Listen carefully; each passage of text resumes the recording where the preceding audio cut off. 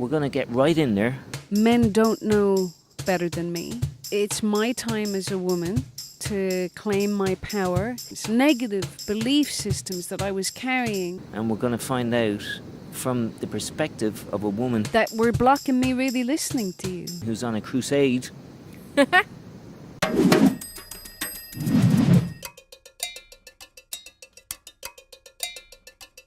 Conscious female takes ownership for their own creation. Nothing happens in a vacuum. The conscious female is loving.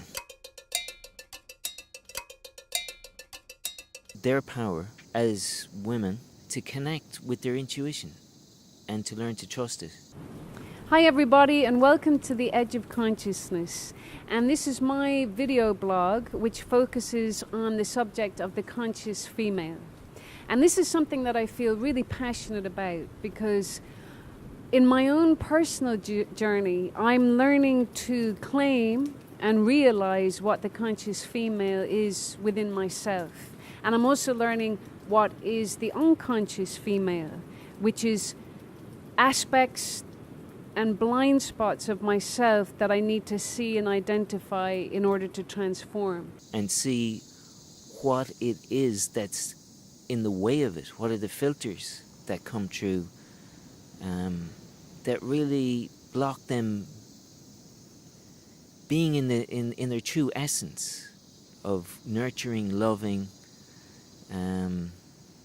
understanding, ability to really listen deeply to somebody. It's so easy to play the victim game and make it all about someone else outside of ourselves. But really, it's never about someone else outside of ourselves. We always have a part to play in it. The conscious female takes ownership for their own participation in their own creation.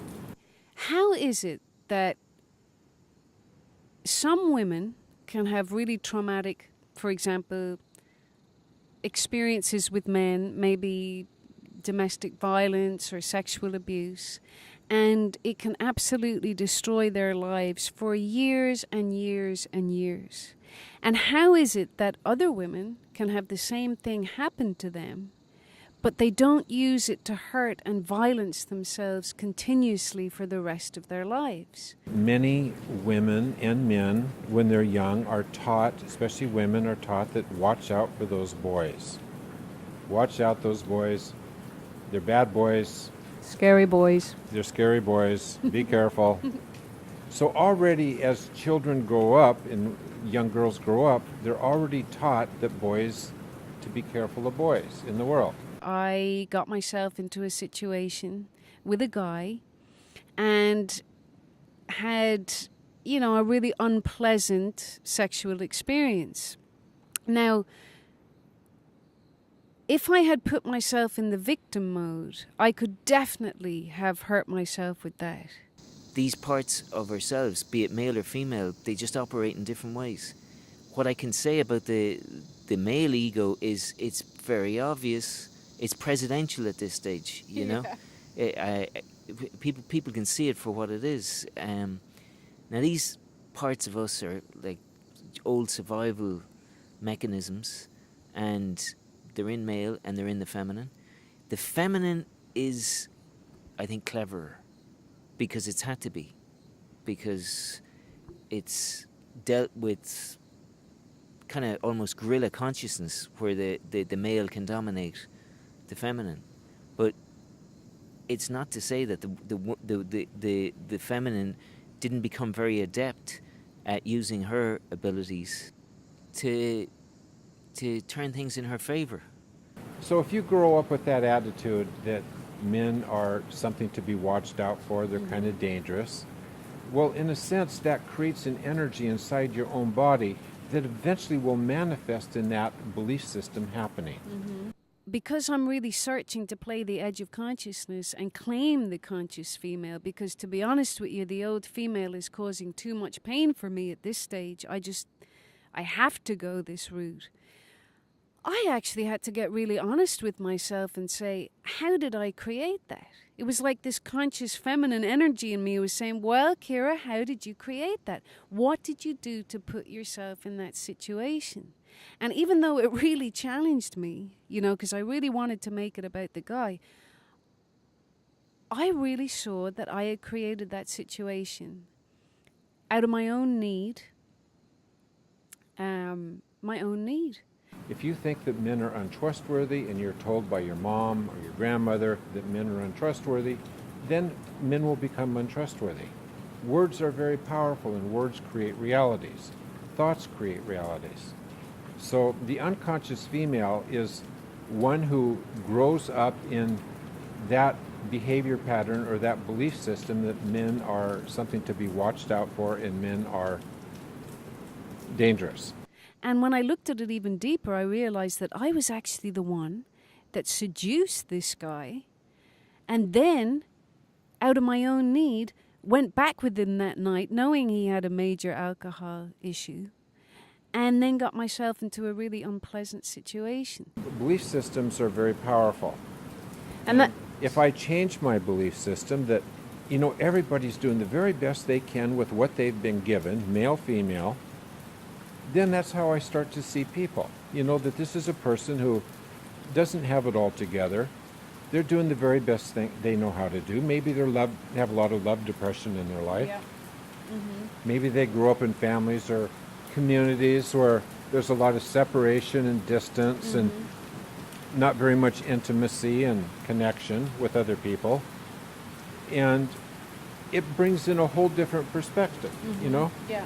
So I had to really look at, as a co-creator, how I manifested that experience. And luckily, I've had teachers and therapists in my life that never have made me a victim. So they've always directed me into really taking responsibility for myself as a co-creator. And that has saved my life, because coming from the family I grew up in, and especially coming down the female line, there's been so much victim blame consciousness that if I was to make that real, no doubt I would make myself sick and be supporting a mental illness within myself. A big one being victim consciousness, because that really is almost, it's a paradigm on the planet that unfortunately is so ingrained in the female body and the male. It colours everything, that in fact men are the bad guys and have repressed the power of women. Now, if that remains the go-to template for life, how is a woman really ever going to come into her power? This is what I feel the conscious female does. Even though she's got all these reactions, she hangs in there and pushes through until she can really get to a place where she's taking full responsibility and seeing herself as a co-creator. Because that's real consciousness. And that's what this new conscious energy that's coming from the intelligence of the universe, I feel, is really asking us to do. That we're all doing the very best we can with what we've been given. Yeah. And even though we make mistakes, every person on the planet makes mistakes. Men make mistakes, women make mistakes. But why punish each other? What good does it serve to constantly beat down and punish another person for the mistakes they've made? We're all going to make mistakes, and we all have made mistakes. Nobody is perfect. And so the unconscious female is the one who constantly punishes, and makes other people wrong without taking any ownership that they participated in their own creation. As a collective, men and female, but particularly I feel that this old feminine unconsciousness is really being highlighted right now. And it's not our fault that we have it. It's just something that we've inherited as human beings. But I feel it is important that we talk about it and really discuss it and get through these taboos of even discussing it and looking at it from this perspective. That's really powerful. Yeah, that is real power. The transformational conscious arts and their mastery guides us there.